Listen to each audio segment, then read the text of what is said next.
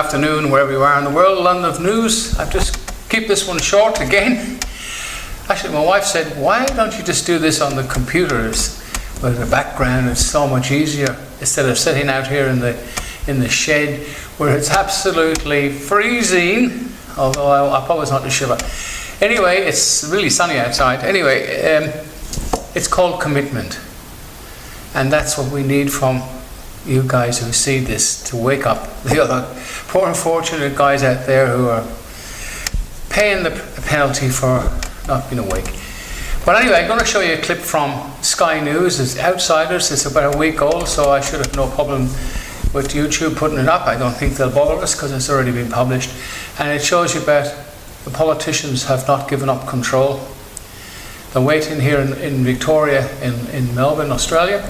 They're waiting here till after the elections before they can start playing funny buggers again, because these people don't give up on power. Power is what it's all about. And losing, once the Labour Party get in, they don't lose. They own the elections, they own everything, they own the country, and they're backed by Mr. Biden. And let's head across and have a look at Sky News. It's about a week old now, but it's very factual. And remember, it doesn't just apply here to Melbourne. It applies to all of Australia. It applies to Ireland, England, and the USA. Everywhere it's watched. There's no political parties anymore. They're corporations run by big corporations, owned by other corporations. Courts, everything. Our whole lives are destroyed, and we have freedom movements. The majority of people just don't give a stuff. Anyway, what can we do? It's a one day at a time, and of course common law is how we're doing it. But anyway, that's another story. Okay, let's go across and look at Sky News. Thanks for watching, guys. See you all soon. I know personally of many cases of people who have got this payment on multiple occasions and with very little evidentiary proof of any sort of infection. But anyway, these payments are going to have all sorts of impact. And again, you're going to wonder, will they be able to wean themselves of this welfare train, or whether we come to the next deadline, we're going to have another extension and another extension? Well, that's the question, Daisy. Are these COVID support payments, they call them that, but are they really just a way to extend the tentacles of government into the lives of ordinary Australians at a time when all the alarm bells are starting to turn absolutely just ringing off the hook that inflation is coming? Should we really be pumping more money into the economy? Well, look, it is absolutely, I think, the way to continue the tentacles of government into the lives of Australians, particularly under Anthony Albanese's Labor. I think they'll take any excuse to do that. The problem is, though, that we still have these isolation rules in for COVID. If you test positive, then you have to stay home for 7 days. So if you're not kind of giving people some sort of compensation, what people will do is they won't get tested, which could end up being very dangerous, because if they get very sick, they might not get the medical care, etc. So if they're going to scrap these payments, they really need to get rid of those stupid isolation rules so that people, can monitor their own health. Heaven forbid people know how to take care of themselves when they're sick and either go or not go. Well, Rita, this is the thing that really strikes me about this. I mean, if I had the flu... Exactly. I might stay home for a couple of days because I'm not feeling well. I might just work from home, whatever. But I can still walk around in the community. I'm not told what to do. Why is this different? Well, because we still are affected with COVID hysteria. The pandemic hasn't ended in any official sense. And it's incredible because people will say, I'm sick, but don't worry, I don't have COVID, it's the flu. And as if the flu is something minor. I mean, for healthy young people, the flu can be far worse with its symptoms and leave you bedridden for a week.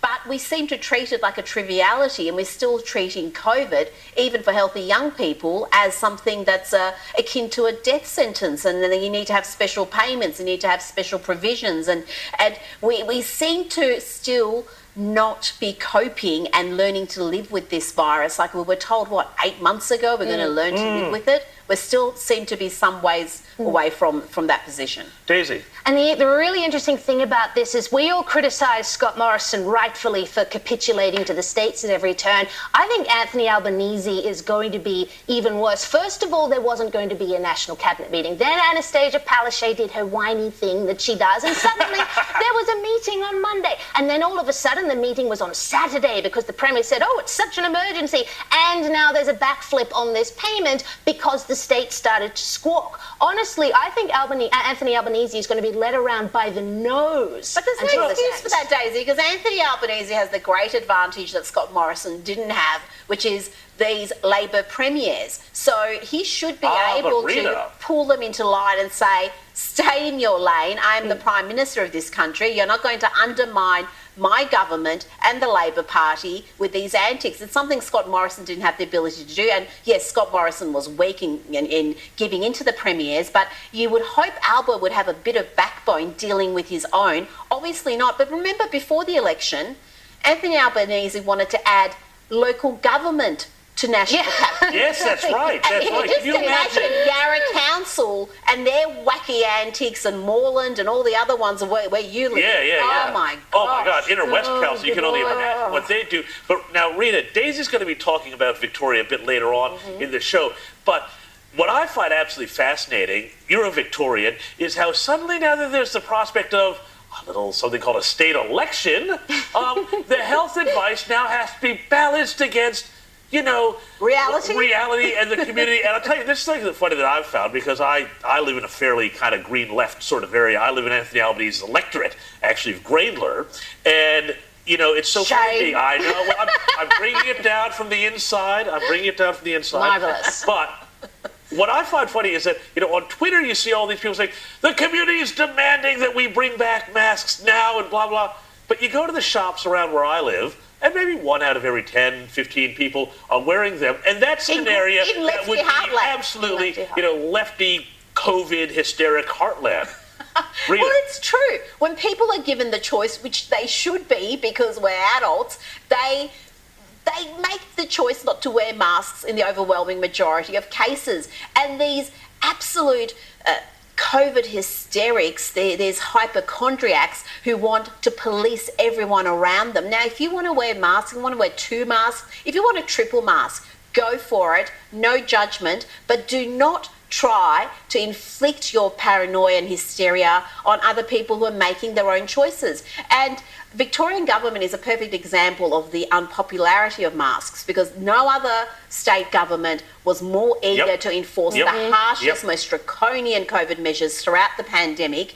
And yet, with the November election coming up, despite them being comfortably in the lead, they do not want to give any ammunition to the opposition by reinforcing this. So they are going against the health advice. And you know what? I applaud the new health minister for doing that. I don't even care if her motivations are fairly cynical. At least it's the right decision. But, they're copping all sorts of pressure. The AMA's coming out, all the usual dollar quote experts are coming out and saying... But Rita, the fascinating thing about this is that the pandemic has crystallized something which has been going on for 50 years, which has been the shift of the left going from saying, do what you feel, to do what we say. Yeah. And of course, COVID is now all about that. Daisy, tell us about now, there's a push to personify and personalize and anthropomorphize new COVID variants to keep the pandemic and our sort of, hysteria about this going. Tell us about it, Daisy. Oh, yes, this is great fun. All the experts have now come out of the woodwork again to suggest that we rename the subvariants of Omicron, which are BA4 is not sexy enough? I know, right? And BA5 to have scarier names so that people aren't so blasé about it. I mean, do they think we're that stupid? Yes, they do. Is this sort of like the ultra? What is going to be, Rita, the ultra MAGA variant? Oh, yeah. I mean, forget about Slytherin. We'll call it Voldemort, or really the fascist strain. I mean, it is just getting absurd. And you know what? Australians have now experienced COVID.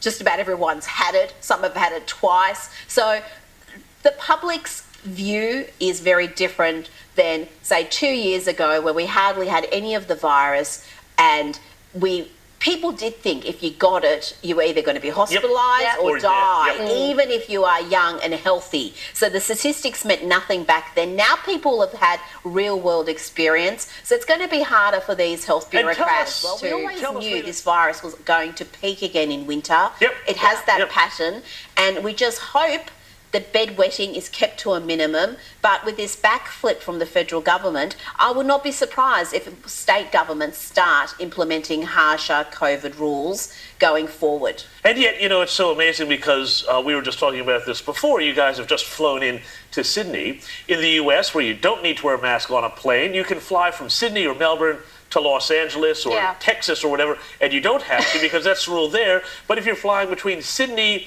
and Melbourne or Cairns or wherever, you've got to wear a mask. Daisy, tell me, how does this make sense? I've no idea. The Are you logic saying it of doesn't this, make sense? It doesn't. Like all of this doesn't make sense. Not just because you have to on domestic, but you don't have to internationally. You are sitting at the gate without a mask because you don't need a mask in the airport with all the same people you're about to get on the flight with. Why is it fine to sit at the gate with them without a mask, but the minute you get on a plane, deadly? Everyone's going to die if you don't Except wear a when you're mask. consuming your food and drink. Oh, yes, It of stops course. being deadly because Yes. you take But off hang your on, Rita. mask. The question for you is it deadly to be standing around a baggage claim carousel for hours waiting for your Do not luggage? start on Qantas. Do not start Oh your my gosh. Qantas. Okay, You know this what? is a sore subject. It is a sore subject. I'm going to write about that this week. I've been meaning to write about Qantas for some weeks now. Their level of service, and the stats have come out in the last 2 weeks about just how badly they're doing with missing cancellation of flights being late, losing literally thousands of bags. This is an airline that has no business calling itself a premium service. Yep. They may charge like a premium service, but this is a budget carrier. And I tell you, they need to be careful because the goodwill Australians have for this And airline how many billions of your taxpayer dollars did we give to Qantas and Alan Joyce during the pandemic to keep them afloat while they illegally fired their baggage Illegally, handlers? yep. That was shown by the Fair Work Commission. And now, of course, as you say, you can't even get your bag to go with you on the flight. But now... But in news that has shocked and appalled the last remaining COVID alarmists, the Victorian state government has rejected health advice from Acting Chief Health Officer Ben Cowie to reimpose an indoor mask mandate in schools and early childcare centres, as well as in some retail and hospitality settings. Victoria's Health Minister, Marianne Thomas, announced this on Tuesday. I made a decision based on the advice that I had received that further mandating of masks was not the most effective way to get the message out about the importance of mask wearing. We need to empower Victorians to make their own decisions. I'm sorry, but what? Is this really a representative of the Victorian Labor government, headed by the original state daddy himself, Daniel Andrews, suggesting Victorians should be empowered to make their own decisions? While this is, of course, a welcome change, one wonders where this mentality has been over the last 2.5 years of sacrificing Victorians on the altar of the hallowed health advice.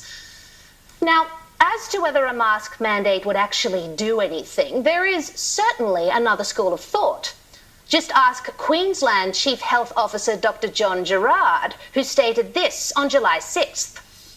I do not believe we'll be heading back towards mask mandates. These waves are likely to continue off and on every few months for some time to come. It could be years, and if we keep implementing legal mandates every 3 months and then withdrawing them, I think that is just divisive and it's not helpful, and I think people will not follow them. So I am not at all in favour of mask mandates at this stage. Nevertheless, other members of the medical community are incensed and have insisted the decision to reject the mask mandate was political. Victorian Rural Doctor Service President Rob Fair stated to the ABC that the Victorian government is reluctant politically to implement a mandate because of members of the community who are demanding freedom. How very dare they? Additionally, head of the Australian Medical Association, Dr. Roderick McRae, revealed to the Herald Sun that he feels there is some political expediency going on. And he also took a big swipe at the business community. The business community are out in a world of their own. We're having difficulty getting rebates for patients for teleconferencing in order to look after their health. And yet over here it's so important, and in the business world we have to have face-to-face conversations, meet in the office, meet around the water cooler. So let's hear from business what it is that's so important that all these folks have got to be there. And then when they do meet up, they suddenly say, I've just tested positive 4 days after that important team meeting. And they've got to understand if they trip over on the way to the water cooler and they break their ankle, they're going to be waiting a long time to get health care. Now, one might think Dr. McRae lives in a world of his own, since he seems to have forgotten that industries like retail and hospitality also fall under the umbrella of business, and they hardly need to justify why their employees can't work from home. Even opposition leader Matthew Guy had a crack, although he does support the Victorian Health Minister's decision, stating, "For 2.5 years, we were told every health measure, every curfew, travel limit, school, business and playground closure was based on health advice.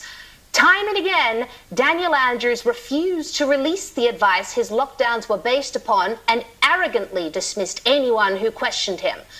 Now, finally, the health minister has been forced to come clean and admit she has rejected advice from the acting chief health officer because for Labor, it's all about politics." Well, I hate to say it, but duh. The health advice has always been somewhat intertwined with politics, and not just in Victoria. Who could forget this extraordinary admission from New South Wales Premier Dominic Perrottet back in March? We ended up bringing QR codes back when we weren't even tracking and tracing. There was no science behind it at all. It had zero utility. But there was a massive campaign, and when those massive campaigns get run, what it does, it depletes confidence. And that kind of reporting, as we've seen over this period of time, has depleted confidence in our people. So we actually brought it back for one reason only, to instill confidence so that people would go out with using QR codes. Or this little slip from Queensland CHO Dr. Gerard in early January, when he suggested a stronger mask mandate was wanted. There's no particular reason. We just felt that it was time to just move forward and maximise the mask mandate. I think people have been wanting this. Then there was the fact the Queensland state government was exposed for having spent over $500,000 taxpayer dollars on monthly polling of Queenslanders to gauge the public's appetite for COVID restrictions. The research was commissioned in April 2020, a state election year, remember, with polling company Ipsos. As reported in The Australian in 2021, the initial contract document stated, "This research will help guide the decision-making and communication approach around the lifting of restrictions. This research should capture Queenslanders' views on the impact of the COVID-19 pandemic, as well as their expectations and preferences around the road out of the response phase, and in particular the easing of restrictions." It even included questions like, what advice would you give to leaders on how to manage the virus? And when she was grilled on this, Palaszczuk tried to insist the polling was just to help with advertising. I think what you'll find there is nearly every state, including the federal government, from time to time does sentiment testing and research, especially to guide their advertising campaigns. You can imagine how the other state and territory leaders cringed when Anastasia Palaszczuk sprang their cover. Particularly Dan Andrews, who was also exposed for madly conducting focus group polling with Kudos Research to help gauge Victoria's COVID response and to track the popularity of the Andrews government.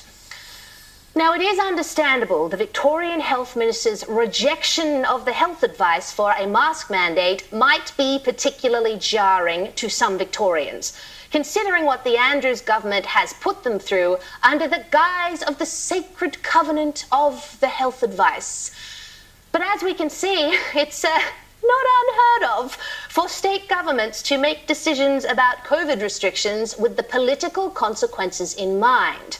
It's just particularly obvious now, since we are in a different phase of the pandemic and there is less public appetite for a heavy-handed approach.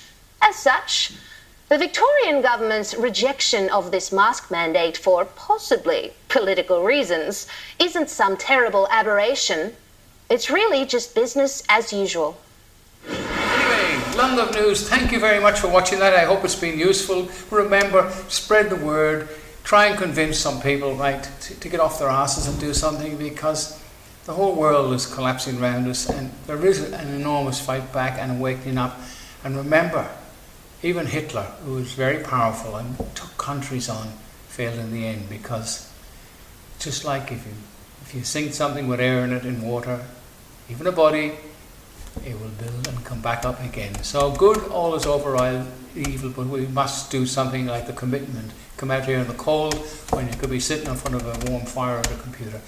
Thanks for watching London News. Please subscribe and put some money in the bank account for the Common Law Court. We need it. Bye.